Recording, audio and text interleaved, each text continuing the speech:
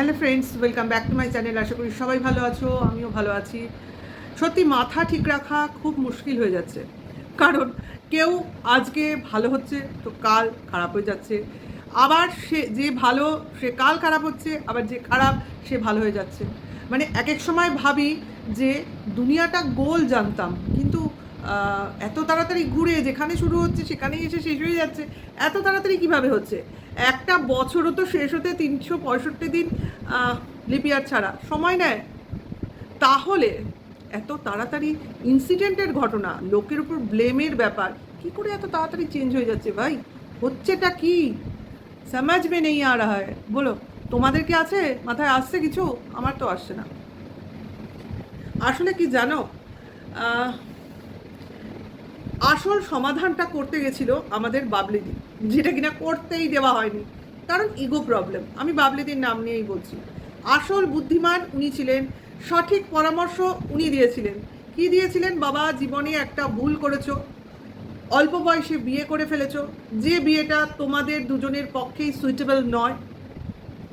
কাজেই এখন যখন তোমাদের মধ্যে বনিবনা হচ্ছে না, এ ওকে ব্লেম করছো, ও একে ব্লেম করছে, মাঝখানে থার্ড পার্টি হিসেবে কেউ একজন ছিল। এখন তো শুনছি তার বিয়ে হয়ে গেছে, যদিও কোনো প্রমাণ, কোনো বিয়ের ফটো ফটো দেখালেই তো হবে না, ফটো আজকাল সাজিয়ে গুছিয়ে দেওয়া যায়। ফোন কল শোনা গেছে, সেটাও বানানো যায়। কারণ প্রুফ হিসেবে যেগুলোকে আমরা নিতে পারি, ভিডিও টু ভিডিও, তাই না? কারণ video to video controversy, video to video তোমার কি বলে প্রুফ, এই জিনিসগুলো না হলে মানুষ বিশ্বাস করবে কেন? কারণ আজকাল তো যেগুলো দেখছি সেগুলোই কাল বলছে ওটা ঠিক না, ওটা নাটক ছিল।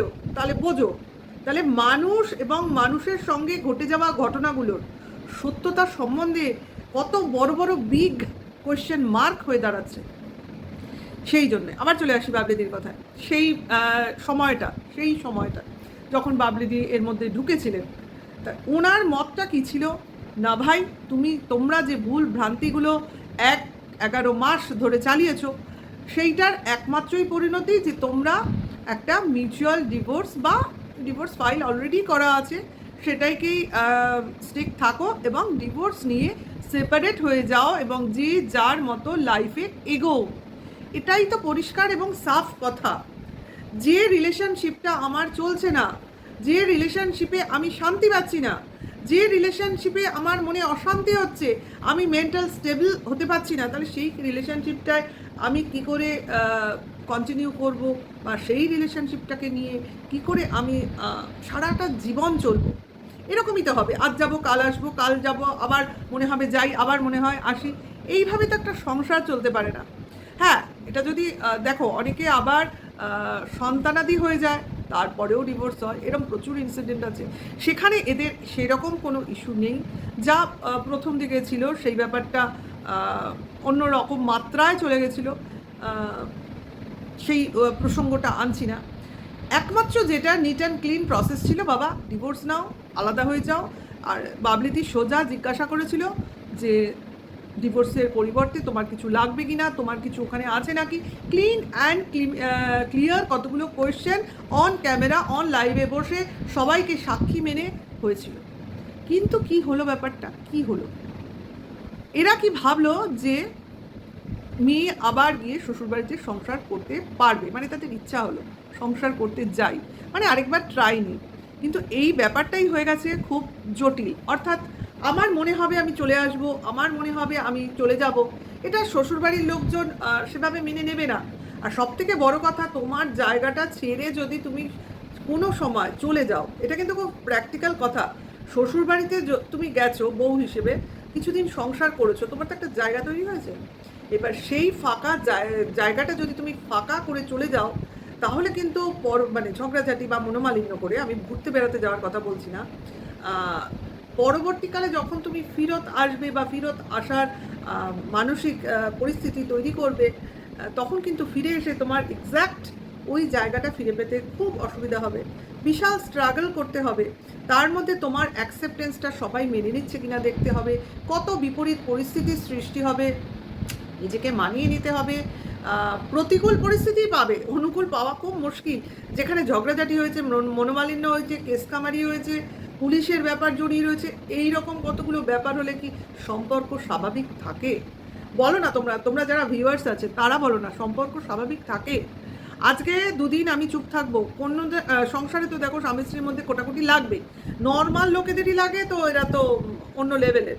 তাহলে সেই ক্ষেত্রে একটা মনোমালিন্য হলে ওই পুরনো ইতিহাস আবার রিপিট হবে। রিপিট হবে মানে ঝগড়াঝাটির মাধ্যমে তোমার মুখ থেকে বেরোতে থাকবে, একজন বলবে, আরেকজন বলবে, থার্ড পার্টি বলবে, ফোর্থ পার্টি বলবে, করতে করতে বাড়িতে একটা তুমুল অশান্তি হয়ে যাবে। অ্যাকচুয়ালি এটাই হলো পরিষ্কার কথা, যেভাবে একটা কাচের গ্লাস, বাটি, ডিশ ভেঙে গেলে জোড়া লাগে না, সেভাবে একটা সম্পর্কে চিট খেয়ে গেলে সেই সম্পর্ক আর জোড়া লাগে না। ওই ফাটা দাগটা জলজল করবে, ওই দাগটা সারা জীবন থেকে যাবে। সম্পর্কটাকে খুব কি বলে না, যত্ন করে পালিশ করে তোমার নিজের সঙ্গে নিয়ে, বলে না ভ্যানিটি ব্যাগে নিয়ে বা লকারে রেখে চলতে হয়। হোক ঝগড়া, হোক ঝাঁটি, তবু আমি সেখানেই থাকবো। হোক তার সাথে আমার বিশাল রাগারাগি, কিন্তু সেটাকে আমি বাসি করতে দেবো না।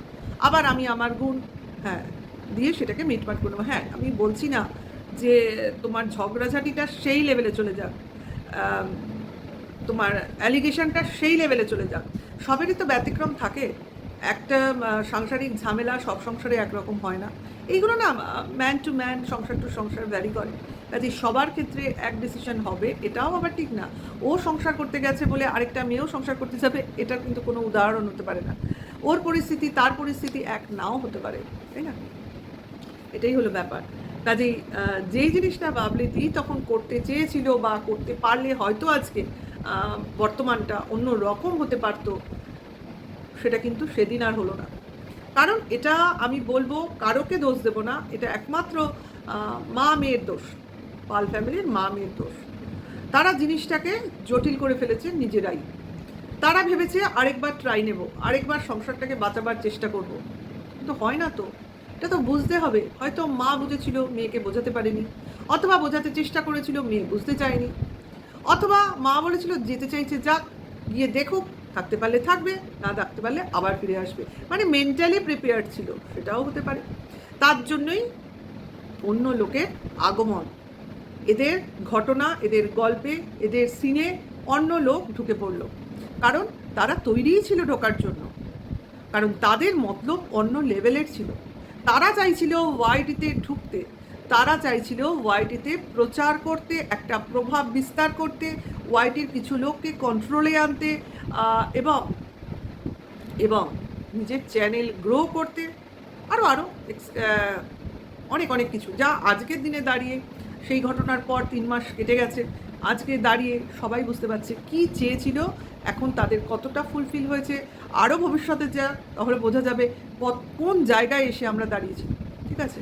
কিন্তু একটা জিনিস ঠিক, নতুন কোনো যখন জিনিস আসে না, বা নতুন থ্রেট, নতুন ভয়, নতুন জোর জুলুম, যাই আসুক না কেন, ওই কিছু দিনই সেটা থাকবে, কারণ মানুষের বুঝতে, সেটাকে নিয়ে যুঝতে খানিকটা সময় লাগে। তারপর যখন তারা তাদের নিজের ওয়েটা চিনে যায়, বুঝে যায়, কারণ সবাই এখানে মানুষ, প্রত্যেকটা মানুষের বাঁচার অধিকার আছে সুস্থভাবে। কাজে কোনো মানুষকে যদি আমরা মানসিক নির্যাতন করি বা মানসিক স্ট্রেস দিই, তাহলে কিন্তু সেটা মানবাধিকার খর্ব করা হয়। বিশাল অপরাধ ছাড়া আমি কোনো মানুষকে মানসিক স্ট্রেস দিতে পারি না, মানে তার খুব গর্হিত অপরাধ ছাড়া। মানে সে সমাজের বুকে সাংঘাতিক একটা অন্যায়মূলক সমাজ মানে বিরোধী কাজ করে ফেলেছে, তখন গিয়ে তার ভয় পেলেও সে পেতে পারে। কিন্তু নর্মাল ওয়েতে যারা আমরা ঘরে বসে কন্ট্রোভার্সি করছি, বা কারোর দোষ ধরছি, ত্রুটি খুঁজছি, তার ভালো হলেও বলছি, খারাপ হলেও বলছি, তা এটা তো আমার কাজের অঙ্গ, এটা তো আমার ইউটিউব কমিউনিটি গাইডলাইন্সের মধ্যে, গাইডলাইন্স মেনে করছি। আমার ভিডিও চেকিং হচ্ছে, তারা স্ট্রাইক দিচ্ছে না, গাইডলাইন স্ট্রাইক করছে না, তাহলে তারা বুঝবে না, কারণ আমাকে আমার জায়গাটা বুঝে কাজ করতে হবে। সেইটা যদি আমি পারফেক্টলি করতে পারি, কারোর বাবার, কারোর মার, কারোর দিদির, কারোর বোনের কিছু করার ক্ষমতা নেই, এক্স্যাক্টলি কোনো কিছু করার ক্ষমতা নেই, কারণ আমি সেইভাবেই চলবো। যাই হোক, সেটা কথা না, কথাটা হচ্ছে চলে আসি এই মা মেয়ের কথায়।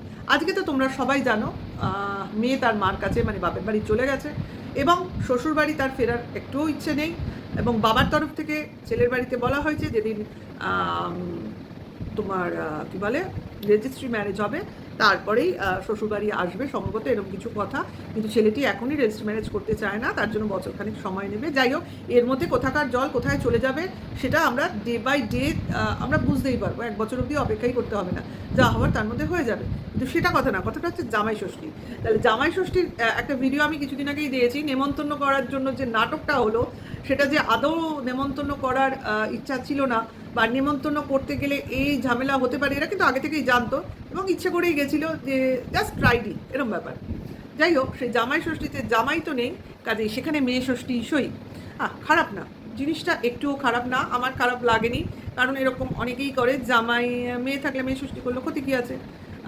অনেক আমাদের বাড়িতে তো আমাদের দাদু ঠাকুমাকে দেখেছি ষষ্ঠীর, জামাই ষষ্ঠী তো বটে, ষষ্ঠীর এটা তো একটা ষষ্ঠী, এই দিন পুজো করতে, মানে ষষ্ঠী পুজো যেটাকে বলে, ব্রত পড়া, এইগুলো ব্রত কথা পড়া, পাঁচালি পড়া, এগুলো আছে তো। তা আমাদের এগুলো আছে, তা সেইগুলো সেটা করবে। সন্তান থাকলেই এটা করা যায়, জামাই আসলেই যে করতে হবে এমন কোনো মানে নেই।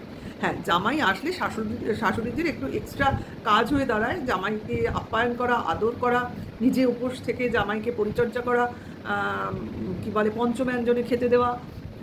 আমি খুব জিনিসটাকে দেখি বুঝি, কারণ আমারও জামাই আসবে এক সময়, আমাকেও এগুলো করতে হবে। জানি না সেই সময় অবধি আমি ঠিক থাকতে পারবো নাকি। কারণ আজকাল তো দেখছি ম্যাক্সিমামই লোক হোটেলে চলে যাচ্ছে, দেখছো নিশ্চয়ই, হোটেলে গিয়ে খাওয়া দাওয়া হচ্ছে, বাড়িতে রান্নাবান্না সেভাবে হয়ই না। হোটেলগুলোই সুবিধাগুলো আজকাল দিচ্ছে। তা সেই জিনিসই দেখলাম, পাল ফ্যামিলির মা করলো, মেয়েকে নিয়ে গিয়ে মেয়ে ষষ্ঠী পালন করলো, ভূতের রাজা দিল করে। ভালো লাগলো আমার ব্লগটা, কত রকম খাবার, কত সুন্দর আয়োজন, হাতে তালি দিয়ে খাবার চাইতে হবে, পাখার হাওয়া, অমুক তমুক, সমস্ত কিছুর আয়োজন আছে।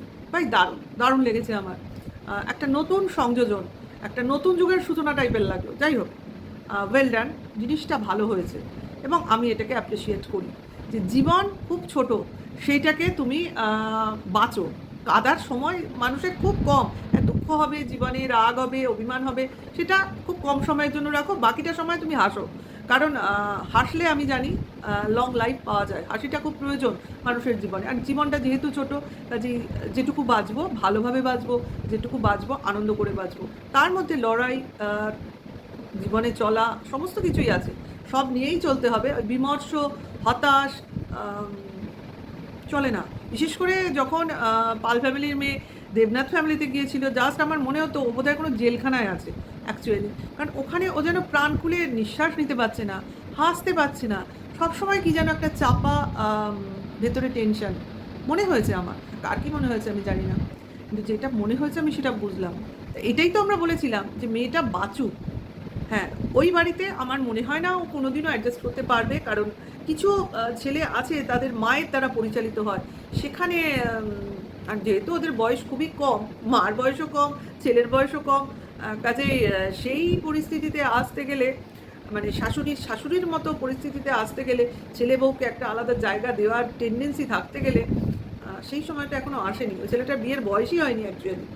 ওই ছেলেটার বিয়ের বয়স 30-এর পর হলে বরং বেটার হতো, হয়তো ওর কিছু মতামত, কিছু কী বলবো জিনিস। অ্যাকচুয়ালি ওই ছেলেটার জীবনে কোনো সিদ্ধান্ত নেওয়ার ক্যাপাবিলিটি নেই। ওই ইউটিউব করে করে ওর কী বলবো, টাকা পয়সা পেয়ে আর নতুন করে কিছু খাটার করার ওর ইচ্ছাই নেই। অবশ্য যারা ইউটিউব করে তারা এরকমই হয়, কিন্তু আমার লাইফটায় আমি এইভাবে চলবো, আমি এইভাবে সিদ্ধান্ত নেব, সব কিছুই ওর মা পরিচালিত করে, মানে মার দ্বারা প্রভাবিত অ্যাকচুয়ালি। কাজে এইসব সংসারে বৌমা এসে টেকানো কিন্তু খুব মুশকিল, এটাই আমি বলতে চাইছি। যাই হোক, ভিডিওটা ছোটোর মধ্যেই রাখছি, বেশি বড় করছি না। যদি তোমাদের ভালো লাগে, কারণ ইদানিংকালে যা দেখছি বুঝছি, সেই জন্য ছোটো করে একটু বললাম। মেয়ে ষষ্ঠী নিয়ে একটু বলতে ইচ্ছে করলো। মায়ের সিদ্ধান্তটাকে কুর্নিশ জানাই, ভালো করেছে, নিশ্চয়ই করেছে। কিন্তু জামাই ষষ্ঠীর আগে আবারও বলবো, জামাই বাড়িতে ফোন করে নেমন্তন্ন করতে যাওয়া উচিত ছিল। যেটা উচিত ছিল সেটা উচিত ছিল, তাতে কিন্তু বোঝা যেত সে যাবে না যাবে না। কষ্ট করে পয়সা খরচ করে গাড়িতে করে অত দূর না গেলেও চলতো এই নাটকটা করার জন্য। ঠিক আছে, ভালো লাগলে ভিডিওটা লাইক কমেন্টস করবে, আর নতুন হলে সাবস্ক্রাইব করে নেবে, নেক্সট ভিডিও ওয়েট করবে, নোটিফিকেশনটা অন করে দিও। এইটুকুই রাখছি, বাই, টাটা।